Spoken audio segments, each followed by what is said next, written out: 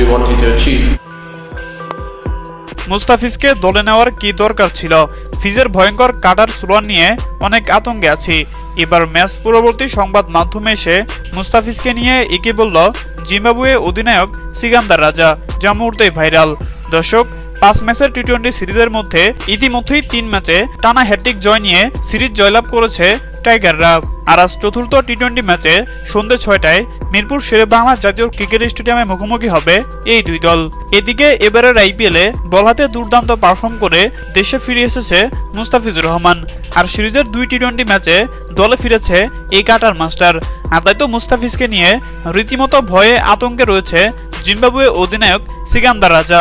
আর তাই তো ম্যাচ পূর্ববর্তী সংবাদ মাধ্যমে এসে তিনি বললেন, মুস্তাফিজ এবারের আইপিএলে বল হাতে যেই রকম পারফর্ম করেছে, এতে করে তাকে নিয়ে আমরা অনেক ভয়ের মধ্যে আছি। মুস্তাফিজ যদি আইপিএল এর মতো আজকের ম্যাচে এইরকম বোলিং করে, তাহলে আমরা 60 থেকে 70 রানের মধ্যে অল আউট হয়ে যাব।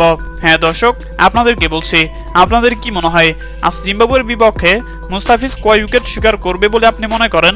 জানিয়ে দিন আপনাদের গুরুত্বপূর্ণ মতামত আমাদের কমেন্ট বক্সে। ধন্যবাদ।